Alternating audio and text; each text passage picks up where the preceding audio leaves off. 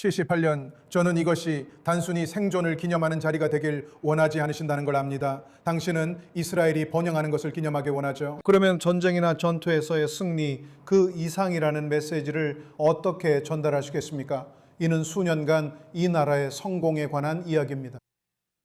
우리는 번영해야 살아남을 수 있습니다. 이것은 시오니즘 78주년이 아닌 3,500년의 역사입니다. This is the 3,500 year. 시오니즘의 역사입니다. 우리를 비난하는 많은 이들은 시오니즘이 새로운 것처럼 오해합니다. 하지만 시오니즘은 유대교 시작과 함께 탄생했습니다. We're celebrating every Yom HaTzor. 아브라함이 이스라엘 땅에 올라온 순간부터 오늘날까지 이어져 온 유대 민족의 역사입니다.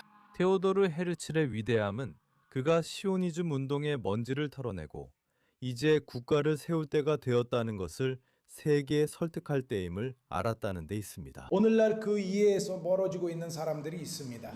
오늘 밤 우리는 이스라엘의 중심성이 유대인뿐만 아니라 문명 세계에 얼마나 중요한지 상기시키고 있습니다. 한 가지를 빠르게 확인하겠습니다. 알겠습니다. 이스라엘과 미국의 관계에 관해서 그리고 에너지 장관님도 여기 오신 걸로 압니다. 정말 다양한 분야에서 많은 협력이 이루어지고 있습니다. 현재는 군사 분야에 주목하지만 실상 모든 분야에서 협력이 이루어지고 있습니다. 그러니까 지금 미국과 이스라엘의 관계를 어떻게 평가하시겠습니까? 오늘 이 자리에 트럼프 대통령 내각의 핵심 인물인 에너지부 장관이 함께하고 있습니다. 하지만 사실 오늘 밤 우리는 중국의 시진핑 주석과 경쟁하고 있었습니다. 행정부의 많은 다른 인사들도 오늘 이 자리에 오고 싶어 했지만 그들은 베이징에서 대통령과 함께 있습니다. 그래서 협력의 수준은 그러니까 전례가 없습니다. 이 모든 것은 네타냐후 총리와 트럼프 대통령 사이에 40년이 넘는 개인적인 우정에서 시작됩니다. 그들이 서로에게 가지고 있는 상호 신뢰와 존경심입니다. 하지만 그보다 더 깊습니다. 오늘날 두 개의 평행한 흐름이 있습니다. 한 가지 흐름은 1930년대 이후로 본 적 없는 반유대주의입니다. 주류 팟캐스터들 중에는 매일 최악의 형태의 반유대주의를 옹호하는 사람들이 있습니다. 그리고 그로 인해 사람들이 고통받고 있습니다. 반면에 미국과 이스라엘 사이에서 이전에는 없었던 수준의 협력이 이루어지고 있습니다. 우리 조종사들은 나란히 어깨를 맞대고 함께 비행하고 있습니다.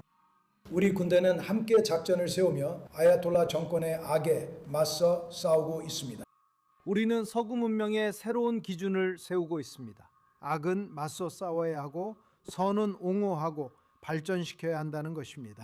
그리고 지난 1년 동안 우리가 발전시킨 관계, 이 관계의 깊이는 앞으로 10년 동안 우리 두 나라 사이를 훨씬 더 깊고 넓고 강한 관계로 이끌 것이라고 생각합니다.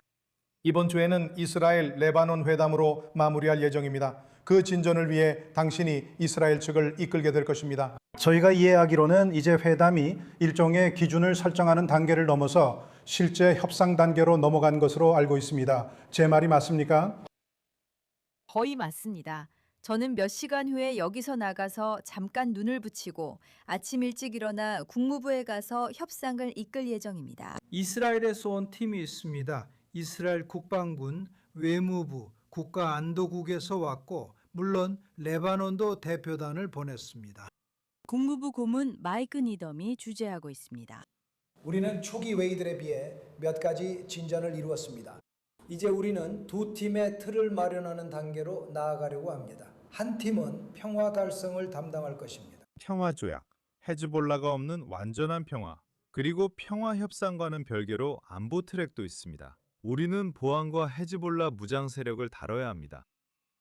이번이 처음으로 협상의 초점이 이스라엘 방위군이 언제 철수할 것인가에 맞춰져 있지 않습니다. 이스라엘 방위군이 레바논에서 언제 군사작전을 중단할 것인가요? 오늘날 모두가 우리가 레바논에 있는 이유가 헤즈볼라가 있기 때문이라는 것을 이해하고 있습니다. 그리고 헤즈볼라는 중무장하고 있습니다.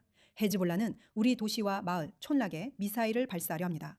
우리는 더 이상 그런 일이 일어나도록 두지 않을 것입니다. 지금 초점은 첫째, 헤즈볼라를 무시하고 평화조약을 맺는 것. 둘째, 평화조약이 없는 것처럼 헤즈볼라와 싸우는 것입니다. 그리고 저는 우리가 두 가지 모두를 이룰 것이라고 생각합니다. 그것이 우리의 입장입니다. 그것이 총리께서 저에게 지시하신 바이고 그것이 우리가 이루려고 준비하고 있는 일입니다. 알다시피 흥미로운 점이 있습니다. 니콜라이 윌라데노프가 오늘 일찍 이렇게 말했습니다. 아시죠? 하마스가 무장을 해제할 의지가 있는 것 같지는 않지만 가능한 한 그 과정은 앞으로 나아갈 것입니다. 아마도 이 연합이 하마스의 무장 해제를 이끌어낼 수 없다는 점을 이해하고 있더라도 말이죠. 레바논 정부가 헤즈볼라의 무장 해제를 이끌어내지 못하더라도 그게 어떤 과정을 앞으로 나아가게 하는데 방해가 되도록 두지 않겠다는 비슷한 시나리오를 제시하시는 것 같습니다. 중요한 점은 우리가 이 과정을 멈추게 두지 않겠다는 것이지만 두 번째 조건, 즉 헤즈볼라의 해체가 이행되지 않는 한 우리가 소명한 평화를 실현할 수는 없다는 점입니다. 우리는 더 이상 그들이 몇 년마다 자기들 마음대로 자기들 재량으로 언제 미사일을 발사할지 결정하는 상황을 용납할 수 없습니다. 우리가 다시 들어가야 하고 군인들이 희생당하며 그런 일은 없어야겠지만 결국 감당할 수 없는 상황에 놓입니다.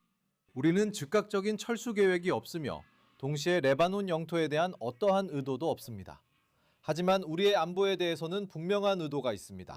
국민 안전을 위해 작전 수행하겠습니다. 그게 전부입니다. 이 점은 레바논 정부가 꼭 이해해야 합니다. 마지막 질문입니다.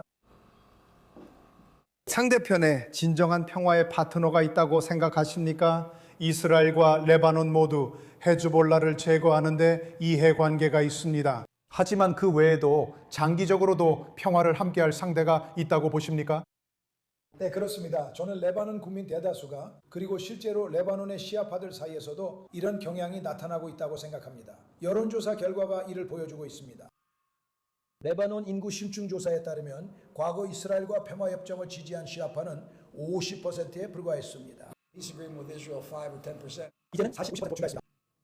헤즈볼라에 반대하는 쪽으로 움직이고 있습니다. 이는 중요한 변화이므로 실제로 드러나야 하며 그것이 우리의 역할입니다.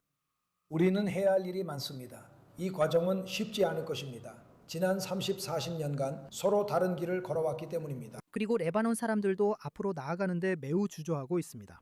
그들 역시 우리만큼이나 헤즈볼라가 사라지길 원함에도 불구하고 말이죠. 하지만 그들에겐 내부 정치가 있습니다.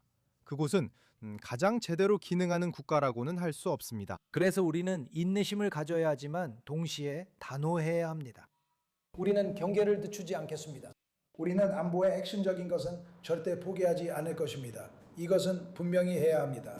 하지만 저는 그 나라를 헤즈볼라로부터 해방시키려는 공동의 이익이 결국에는 관철되고 정당성이 입증될 것이라고 생각합니다.